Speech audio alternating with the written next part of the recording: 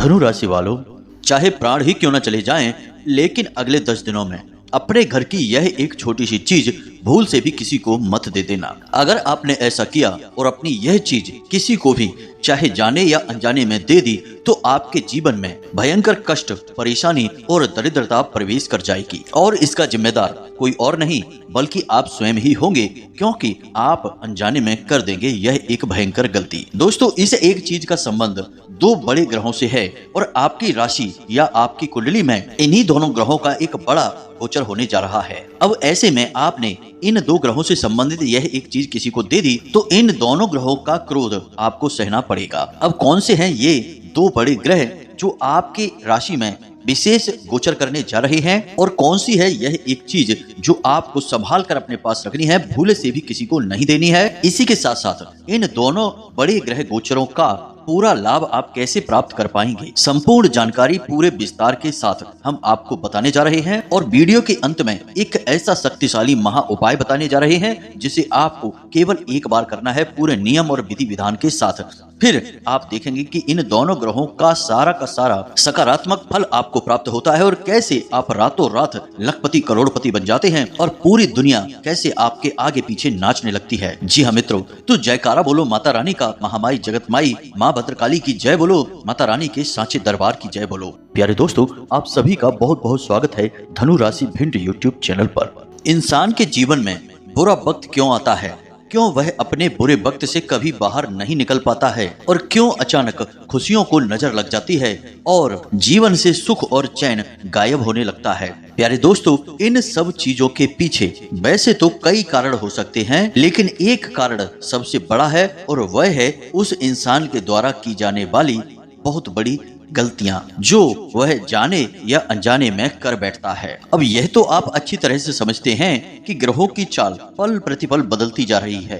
कभी आपकी राशि में कोई ग्रह गोचर करता है और कभी कोई ग्रह बाहर निकलता है, तो ग्रहों के गोचर के अनुसार जीवन में अलग अलग परिणाम प्राप्त होते रहते हैं और इसी के अनुसार आपको कुछ जरूरी सावधानियां भी रखनी पड़ती हैं और ग्रहों का सीधा संबंध चीजों से अवश्य ही होता है। इसीलिए आपने देखा होगा कि यदि जीवन में कोई तकलीफ है, परेशानी है किसी विशेष ग्रह की वजह से, तो विशेष प्रकार की चीजों को प्रयोग करने के बारे में ज्योतिषी सलाह देते हैं। जैसे कि कोई रत्न धारण करना है, कोई विशेष माला धारण करनी है, रुद्राक्ष धारण करना है या बस केवल जेब में कोई विशेष रंग का, हरे रंग का या लाल रंग का रूमाल रखना है।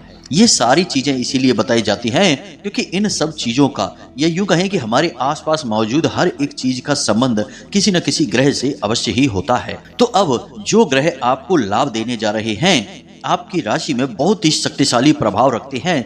यदि आप अनजाने में उन ग्रहों से जुड़ी हुई चीजों का लेन देन करने लगते हैं, यानी कि किसी दूसरे को प्रयोग के लिए दे देते हैं, तो उस ग्रह की सकारात्मक ऊर्जा आपको छोड़कर उसके पास चली जाती है। अब यहाँ तक तो सब ठीक है कि आपके सारे सुख और खुशियां उसे प्राप्त हो जाएंगी, लेकिन वह ग्रह आपको लाभ देना चाहता था, लेकिन आपने अनजाने में ही सही उस ग्रह से संबंधित चीज किसी और को देकर वह लाभ किसी और के पास पहुंचा दिया, तो अब ऐसे में ग्रह क्रोधित भी हो जाते हैं। फिर वह नकारात्मक प्रभाव आपको देगा और सकारात्मक प्रभाव उस इंसान को देगा। अब यह तो बात है चीजों की, लेकिन कुछ विशेष कार्य भी होते हैं जिन्हें कर देने से ग्रह नाराज हो जाते हैं। तो आज के इस वीडियो में हम आपको न केवल इस एक चीज के बारे में बताएंगे बल्कि उस विशेष कार्य के बारे में भी बताएंगे जो आपको अनजाने में भी नहीं करना है, भूल से भी नहीं करना है। यदि आप ऐसा कर बैठते हैं तो निश्चित तौर पर इन 2 ग्रहों का क्रोध आपको सहना ही होगा और आपके जीवन में जो थोड़ी बहुत खुशियों के पल बाकी हैं वे भी आपसे छिन जाएंगे। याद रखना मित्रों कि इंसान ग्रहों से कभी बच नहीं सकता, इनके प्रभाव से कभी दूर हो नहीं सकता है। कोई माने या ना माने, लेकिन सूर्य की वजह से पृथ्वी पर जीवन है, चंद्रमा की वजह से इस संसार में जीवन है और अन्य सभी ग्रहों के आसपास होने की वजह से ही हमारा जीवन शांत और सरल होता है। अब हमारे हिंदू धर्म में ग्रहों की चाल को बहुत अच्छी तरह से समझा गया है और इन्हें जीते जागते देवताओं के तौर पर मान्यता प्राप्त हो चुकी है।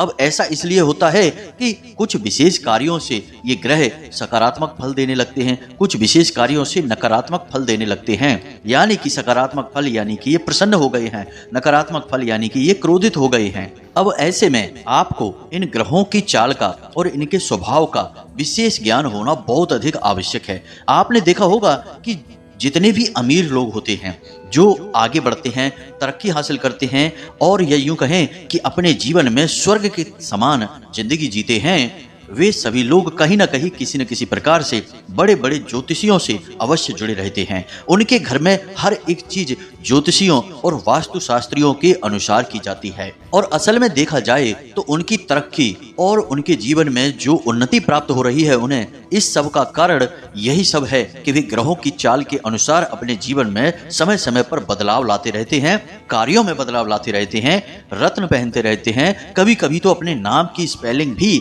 थोड़ी बहुत बदलते रहते हैं। तो कुल मिलाकर देखा जाए तो सीधा सा मतलब यह निकलता है कि यदि आपको अपने जीवन में सारे दुख तकलीफ दूर करने हैं और खुशियां प्राप्त करनी है और बड़ी विशेष कामयाबियां हासिल करनी है, तो ग्रहों की चाल को आपको समझना ही पड़ेगा और कोई दूसरा चारा ही नहीं है। वरना जीवन में यही लगा रहेगा, आज खुशी है तो कल गम है, आज खुशियां मिली और कल छिन गईं। आज कोई काम शुरू किया, थोड़ी सी तरक्की हुई और कुछ समय के बाद काम में लगातार घाटा होता चला गया और वह काम बंद ही हो गया। आपके जीवन की भी कहानी कुछ इसी प्रकार की है। तो अब आप बिल्कुल भी चिंता ना करें। माता रानी की कृपा और आशीर्वाद से हम आपके लिए यह वीडियो लेकर आ चुके हैं। इस वीडियो में जो जानकारी हम आपको दे रहे हैं वह बेहद ही खास है और केवल आपके जीवन से जुड़ी हुई है। अब यदि आपने इस वीडियो को पूरा नहीं देखा, बीच में ही छोड़ दिया, तो निश्चित तौर पर आप स्वयं से बहुत बड़ी दुश्मनी निभाएंगे, क्योंकि आप अपनी जीवन के कष्ट और परेशानियों के लिए खुद ही जिम्मेदार होंगे। प्रिय बंधुओं, हम पूरे मन से माता रानी की सेवा समझकर आपके लिए ज्ञान लेकर आते हैं।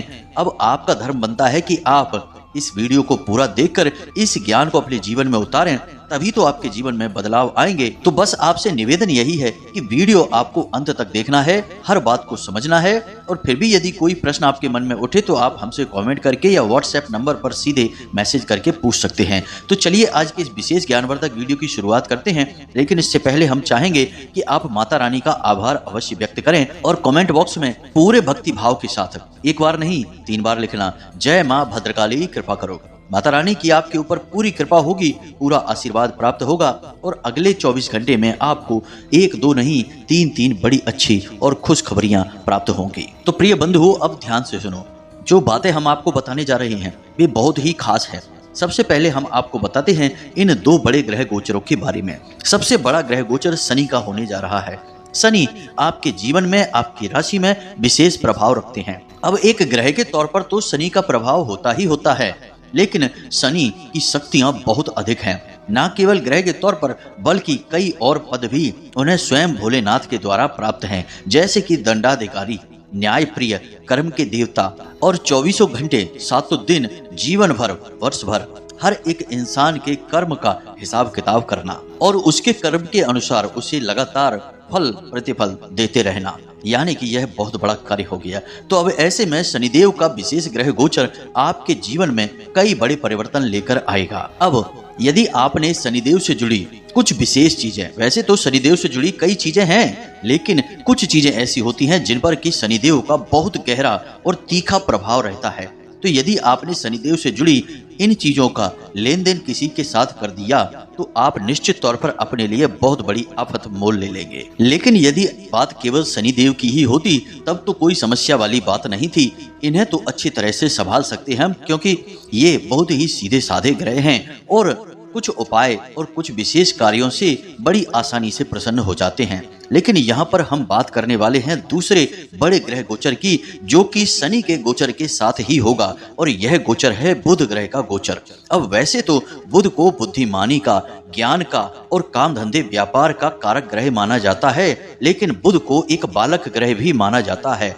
इस वजह से इसके अंदर बाल्यपन वाले गुण भी होते हैं। इसलिए बुध ग्रह के स्वभाव को समझ पाना थोड़ा कठिन है और इस ग्रह से सारे सुख सुविधा और लाभ प्राप्त करना भी थोड़ा सा कठिन होता है। अब जून माह के अंत में ये दोनों बड़े ग्रह गोचर होने जा रहे हैं जो आपको अनेक प्रकार से लाभ भी देंगे और कई जगह पर आपको चोट भी पहुंचाएंगे, हानि भी पहुंचाएंगे। तो यह तो थी ग्रह गोचरों की बात, लेकिन अब हम आपको बताते हैं उन चीजों के बारे में जिन्हें आपको जून माह के अंत में यानी कि अगले 10 दिनों में किसी को भी भूल से भी नहीं देना है, अन्यथा आप इन दोनों ग्रहों के क्रोध का भाजन बन जाएंगे। तो अब ध्यान से सुनिए। सबसे पहली चीज कि आपको शनिदेव से जुड़ी कुछ खास चीजें हैं, जैसे कि अपना वाहन, खास तौर से यदि वाहन काले रंग का है तो भूल से भी उस वाहन को किसी को ना तो चलाने के लिए देना है, ना ही उपयोग करने के लिए आपको देना है। दूसरा कि अपने उपयोग की ऐसी चीजें, खास तौर से अपने वस्त्र और अपने जूते जो काले रंग के हैं और कमर से नीचे पहने जाते हैं, इनका लेन देन भूल से भी आपको नहीं करना है। तीसरा कि नमक, खास तौर से काला नमक। वैसे तो नमक कई चीजों से जोड़ा जाता है, लेकिन हमारे शास्त्रों की माने तो नमक का सीधा संबंध माता लक्ष्मी से है और शनिदेव से भी होता है, क्योंकि शनिदेव को माता लक्ष्मी का साथ बहुत अधिक प्रिय होता है। जिस पर शनिदेव मेहरबान होते हैं उस पर धन लक्ष्मी की वर्षा करवा देते हैं, और जिससे शनिदेव क्रोधित होते हैं तो सबसे पहला कार्य उसकी लक्ष्मी उससे छीन लेते हैं, पैसे रुपए के लिए उसे बर्बाद कर देते हैं, एक एक पाई के लिए उसे तरसा देते हैं। तो नमक, खास तौर से काला नमक, आपको किसी को भी नहीं देना है, प्रयोग के लिए नहीं देना है, किसी भी तरह से नहीं देना है। किसी की हथेली पर, किसी के हाथ पर आपको नमक नहीं देना है। वैसे भी पुराने जमाने की कहावत है कि नमक कभी भी किसी को हथेली पर नहीं देना चाहिए और ना ही नमक को फैलाना चाहिए। इससे लक्ष्मी रुष्ट होती है और शनिदेव भी क्रोधित होते हैं। अब तीसरी चीज जो कि सबसे महत्वपूर्ण है, तेल या फिर तेल से बनी हुई कोई भी सामग्री आपको किसी को भी नहीं देनी है, ना प्रयोग करने के लिए और ना ही यूं ही किसी की जरूरत के लिए। लेकिन अब हम आपको बताते हैं सबसे महत्वपूर्ण चीज कि आपके पास जो सेविंग है, आपके पैसे हैं, रुपए हैं, आपने किसी और कार्य के लिए रखे हैं, लेकिन कोई व्यक्ति आपसे उन रुपयों को मांगने लगता है तो आपको भूल से भी ये पैसे उसे नहीं देने हैं। जी हाँ मित्रों, यह वैसे सुनने में बहुत कठोर लगता है, क्योंकि लोग अपनों से ही मदद मांगते हैं। जब अपने ही मदद नहीं करेंगे तो कौन करेगा।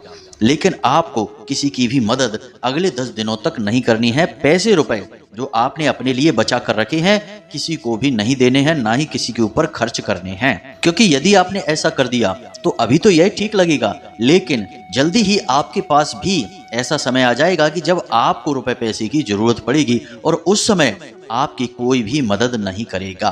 पहले भी आपके साथ ऐसा कई बार हुआ है कि आपका अपना पैसा कभी आपके काम तो आया नहीं, क्योंकि वह कहीं ना कहीं फंस गया, लेकिन जब आपको पैसे की जरूरत पड़ी तो आपकी उन लोगों ने भी मदद नहीं की जिनसे आपको पूरी उम्मीद थी, जिनसे आपका सच्चा प्रेम था, जो आपके अपने थे, उन्होंने भी आपकी मदद नहीं की। तो अब आपको सतर्क रहना है और अपने रुपए पैसे, अपनी सेविंग भूल से भी किसी को नहीं देनी है, चाहे कोई कितना ही मांगे। अब एक बात यहाँ पर आप ध्यान दें कि जिन चीजों के बारे में हम आपसे कह रहे हैं कि इन चीजों का लेन देन आपको नहीं करना है, लेकिन समय की भी चाल बड़ी ही अद्भुत होती है। जिन चीजों के बारे में ना कहा जाता है, असल में उन्हीं चीजों के बारे में ऐसी परिस्थितियां बनेंगी कि लोग आपसे बार बार हट करेंगे, जिद करेंगे उस चीज को लेने के लिए। यह प्रभाव होता है राहु का। जी हाँ मित्रों, राहु जानबूझकर जीवन में इस प्रकार की परिस्थितियों का निर्माण करते हैं कि आप अपने लिए परेशानी, आफत खुद ही मोल ले लेते हैं। इसीलिए कोई गलत कार्य किसी स्थान पर होने वाला होता है और यदि राहु चाहे तो आपको अनायास ही वहां पहुंचा देते हैं और आप उस गलत कार्य के साक्षी बन जाते हैं या फिर उसमें शामिल हो जाते हैं। फिर आपने लोगों को यह कहते हुए अक्सर सुना होगा कि मैं तो वहां कभी जाता भी नहीं, लेकिन पता नहीं क्या हुआ कि मैं अचानक वहां पहुंच गया। मैं तो ऐसा कार्य कभी करता ही नहीं, लेकिन अचानक क्या हुआ कि मैंने ऐसा कार्य क्यों कर दिया, मुझे खुद भी पता नहीं। यह राहु का प्रभाव होता है। तो ऐसे में आपको इस परिस्थिति को समझना बहुत आवश्यक है।